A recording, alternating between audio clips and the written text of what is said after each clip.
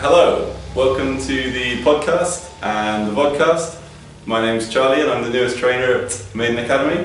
This is Mike, he's the lead trainer at Maiden Academy, and today we're going to be talking a little bit of an introduction.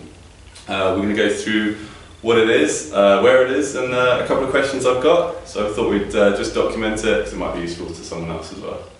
Cool, so if we get straight into it, Mike, could you give us kind of a brief an overview of what the Academy is, please? Okay, yeah, sure. So I guess in a simplistic form, it's a 16-week training program to help people that want to become programmers. To give a bit more detail into that, about 3 years ago now, Maiden, who are a software company in Bath, needed to hire some new developers. They're undergoing quite a bit of growth, but we're really struggling finding developers of with the right skills. So did a lot of research, looked at university options and hiring graduates and things, but they just didn't kind of fit for what we were after. Sure. And most of the other options being hiring people from other companies. Is that the standard practice within the industry? It has been for the last couple of years, but it's kind of it's a lose-lose situation. We hire somebody and they leave a different company, and then they hire somebody and one of our developers leaves. So everyone's stealing everyone's. Exactly, yeah. Nobody actually gains anything. So there just wasn't enough new talent coming into the market. Okay. So we decided that we'd see if we could do something about it, and so we set up Maiden Academy as an intensive training course to try and help people that otherwise wouldn't be able to become programmers for whatever reason, whether it's can't afford university, can't take 3 years out, or haven't got the grades, or whatever reason that you couldn't get into programming. Well, that sounds quite sort of wide, the description. Is there particular barriers to entry? Who's this aimed at, really? Okay, so I guess it's kind of, for us, there's sort of three main people that we think about. So the first one being what we tend to refer to as career changers. Mm-hmm. So they're people who just IT and programming and computers just wasn't a thing in education when they were at school. Sure. They've got careers now, but are looking to do something different and want to get themselves into IT. If you want to become a programmer, but you've got an established career already, you probably can't take 3 years off work to go to university and retrain. Yeah, I don't know about you, but I certainly can't afford that. So they need something a bit quicker and a bit cheaper. So we kind of we feel that for them. Then there's people that go to university to study a subject that they're passionate about, a hobby. Quite often it's people that do things artsy or humanities types of subjects, but then actually don't want to go and do that for a career. Yeah, there's no real direct career path, is there, really, for saying arts degrees? Absolutely, yeah. I mean, a lot of people go on and do art or photography or media, and then because they love it, it's a hobby, but then they don't want to do it as a job, and I totally get that. Mm-hmm. But then they've got to figure out what they do want to do for a job. And programming is a great career path. So they can't go back to university and do another degree. That's another 3 years and another £50,000 or whatever it is. So instead, they can come to us and. So that's where the academy kind of comes in there. Yeah, absolutely. Yeah. So how long does it run for? So it's a 16-week program. Yeah. So it's a little bit under 4 months. We run it twice a year at the moment. Mm-hmm. And basically we just take anybody that wants to get into programming, as long as you've got the aptitude and the right motivation, the right attitude towards getting a new career, really. Okay, so you mentioned aptitude and attitude. Is that the criteria? Is it so? Do you have to have coding experience, or how does it go? So generally, we say that you don't have to have any coding experience, and that is true. Actually, we have taken students that have never done any coding in their life. Well, to a certain extent. So our official policy is that the entry requirements are literally just your aptitude and your attitude. Sure. So we have an aptitude test that students have to take when they apply, which is just a 30-minute, 30-question test that assesses your problem solving and logic skills, the kinds of things that you'll need as a programmer. Yeah, true. Yeah. And then we do sort of an informal, we just have a chat with each of our applicants and talk about why they want to become a programmer, what kind of led them to us, whether we're the right course for them, just basically making sure that we're right for them and they're right for us. A big part of what we do is working in a team environment, so we've got to make sure that we've got the right people in the team, and so that they can work together and make the course a success. Sure. So that's kind of our official line on it. But the truth is that pretty much everybody that applies to us has done some form of programming before.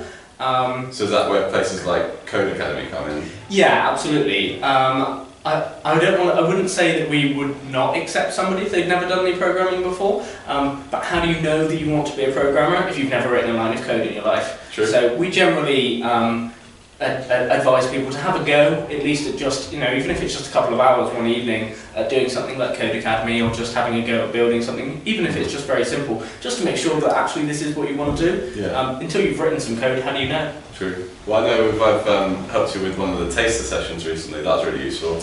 We've had a couple of applications off the back of that, and is that something that you find every year? I mean, I'm only coming to it now, but do you find that when you run sessions like that, people are more encouraged to take part? Yeah, absolutely. I think that because programming and software or software development is seen as like a really good career path, which it absolutely is. Yeah. A lot of people want to do it. They're a little bit wary about where to get started. Yeah. There's so many resources and so much free stuff and tutorials and things like Code Academy online. It's really hard to know what is worth following and what's not. Sure. So having something where you can come along, like our free taster sessions, and have a go for free, but with some real programmers in the room, I think is guide it a bit more. Yeah, exactly. I think it's invaluable. Really, it's almost it just gives you an idea as to what Maiden Academy is like, what the experience would be like, and what programming is actually like. Yeah. Because there's only so much that an online tutorial can teach you about what programming is like. Sure, you can write plenty of code, but any developer will tell you that it's very different to that in the real world. Yeah, that's cool. But I suppose that takes us nicely on to the curriculum. In terms, I know this is something you've put together because it was 2015 it started. So you've been it's just been an iterative process of putting together the curriculum. What sort of stuff do you cover if you're going to give like a top line on what the curriculum is? Okay, so we started putting it together in 2014.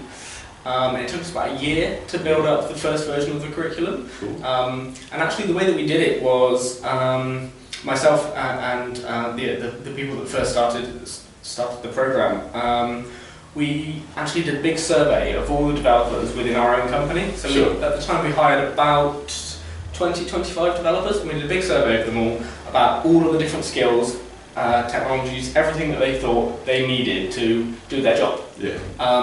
And we put this into a huge spider diagram, and literally it took up an entire wall of our old office, not in this one, but in a different office. We spread it out over the whole wall. Yeah. It's huge. It was about 320 different things in this huge spider diagram. That tells you a bit about software development in general, doesn't it? It does, yeah. It was pretty daunting, and we were like, have we really got to teach some people all of this stuff? But with a little bit of work and removing stuff that was not necessary, and kind of a lot of it was very similar kind of things, so you could group it together. Mm-hmm. It began to form actually quite a obvious curriculum, I suppose. Okay. It formed, so it started out as 8 individual sort of areas of interest. So we kind of had things like JavaScript and everything that goes along with JavaScript, and then we had HTML and CSS and all the stuff that goes along with that, responsive development, that kind of thing. Mm-hmm. And then we had just general introduction to PHP, and then we had more of the OOP side of things. Yeah. So it kind of split up quite nicely into 8 different modules, with a little bit more work and a little bit more feedback from both our internal developers and external companies that we spoke to at the time. Mm-hmm. It ended up being 10 complete modules. Sure. And that formed the first curriculum back in 2015. So as you say, it's been an iterative process since then. Pretty much just working on every year, removing the bits that are either no longer relevant or didn't work or were unnecessary. Quite often you come across a bit where you think, oh, this is going to be really hard and the students aren't going to get this, we're going to spend a long time on this, and actually you get there and they go, oh, I'd already figured that out. Yeah. And then you're just like, okay, that's a whole day that we don't need to spend doing that kind of thing. Yeah. And sometimes stuff that you think is going to be really easy and they're just going to get, actually they struggle with a little bit more. So it's always a bit of a tweaking process. And then on top of that, you have to consider the fact that technology moves at such a fast rate. You have to remove the old stuff, the things that just nobody uses anymore, and add in the stuff that is up and coming. Cool, that's cool. So would you say that you had a favourite thing? Because obviously I'm coming into training. What's going to be the fun thing to teach? Is there like the one go-to thing? Okay, so for the last sort of 2 years, we've done a JavaScript game. Cool. So we do 6 projects throughout the course. One of which is a project after the first JavaScript module where they build a game. That's traditionally been the most fun module. That's been the one that always gets the students the best feedback, and that they always enjoy it the most. It's the one that really gets them going. They really enjoy that one. So I'm looking forward to that. That should be a good one this year. But actually, we've introduced a new module this year, which is the one after the JavaScript game, which is the modules are advanced front end module. For the last 2 years, it's kind of been full of stuff to do with JavaScript best practice, CSS best practice. We put some framework stuff in there, some things around SVG, basically kind of all the stuff around front end that didn't go in anywhere else. We kind of bundled it all together. This year we've taken a bit of a different approach to it, because a lot of that stuff we've now put into different modules.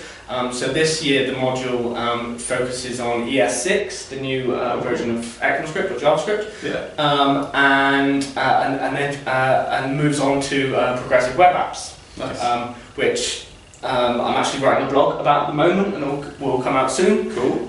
So you can find out more about those and why we're going to be teaching about that.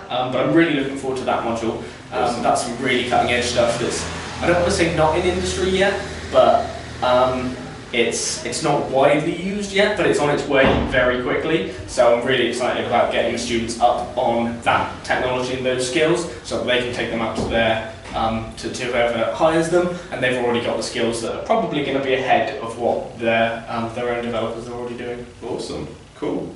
Well, I think that kind of covers off what we want to cover today. Thanks very much if you're listening via the podcast and you feel like you want to have a look at us.